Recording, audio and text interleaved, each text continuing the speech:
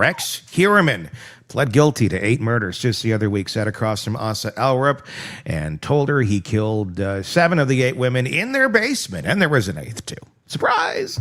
And in the very house that Asa still lives in.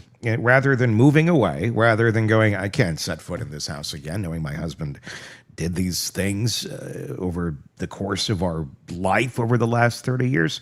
No, she thought this is a great way. This is an HGTV moment. Gut the basement.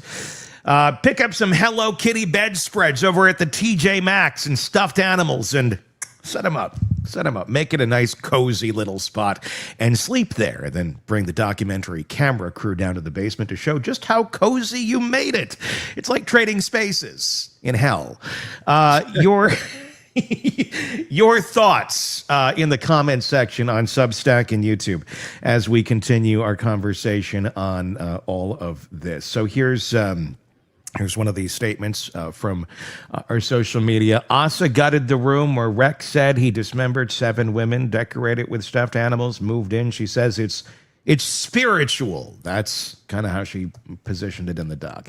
And I should say here, too, quickly, we're not accusing Asa of doing anything illegal or being involved in the crime or anything like that. We're just saying this is creepy and weird. Listener says, I'm sorry. In what world is that a normal response to finding out your husband is the killer?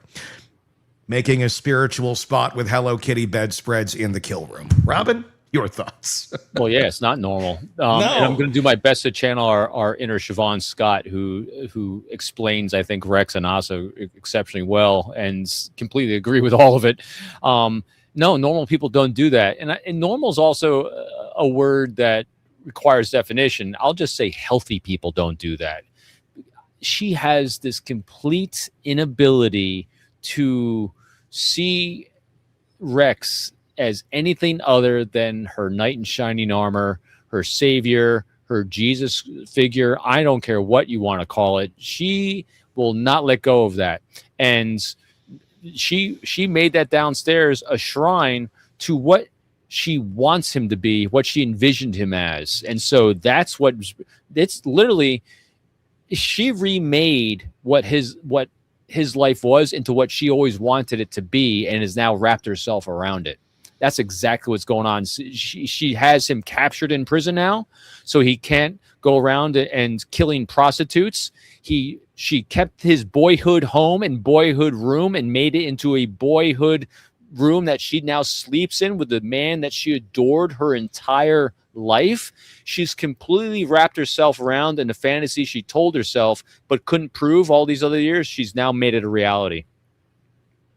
When you say making it a shrine to him, because it's not like there's pictures of Rex up on the wall or anything like that, but that doesn't necessarily mean there has to be shrine to how he made her feel. A shrine, it's an emotional shrine. Yeah. And he made her feel essentially like a child, I think. I mean, because these are childhood things. I mean, these are children's toys. These are plushies and things that, I win at Dave & Buster's for my daughter. I mean, it's rather bizarre that a grown-ass woman in her 50s or 60s is collecting that sort of, I mean, I guess it's not crazy, but is collecting that sort of thing in this sort of way.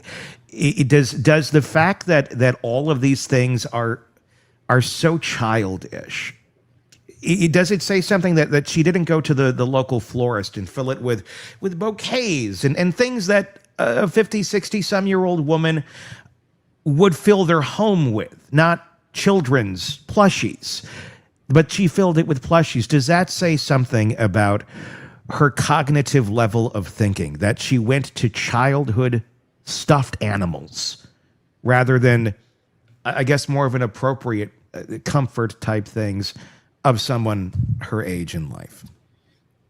Our greatest motivation as a human being is fear, and we want to feel safe. And so how that leaks out and we can observe it shows what that person needs to feel safe and no longer feel fear. I mean, so just think about, we all do this. It's just the actions we take for ourselves to do that is where it varies based on our context, our experiences, our genetics, our nature versus nurture, the blend of them together.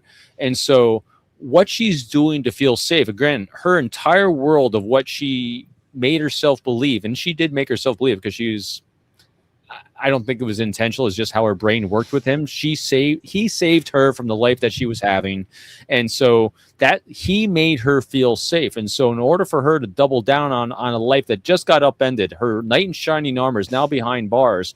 She dug deeper in the house because it's in the basement where it's even more insular from the world. She remodeled it to feel like a child again, whether she had those things growing up, her daughter had those things growing up. There's some sort of attachment to the visual stimulus she put down there that allows her to feel safer than she otherwise would have.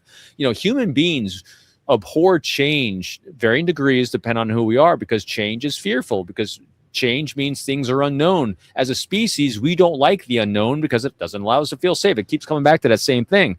All these things she's doing is letting her feel safe and empowered. And it's that childish, because that's when we go through traumatic events, our mental developmental stops at that age. And so for whatever reason, that's the age that she stopped mentally developing in these areas and so she just ratcheted right back down to that.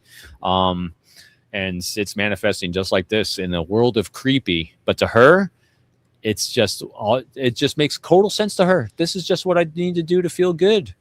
And now she's rapping it, and you can see her rapping words she thinks the world wants to hear because she's performative for the cameras. Mm-hmm. Oh, I'm doing it to honor the victims, to spirit. I mean, she's throwing words out there, but you see the lack of connection between the words and the emotion. I call that incongruency. That's why it feels a little creepy, because she doesn't actually feel that emotion. She thinks she's supposed to say that, but all the action she's taken is to feel safe because she can't let go of the image she had of him, because that's the only thing I think that held her together.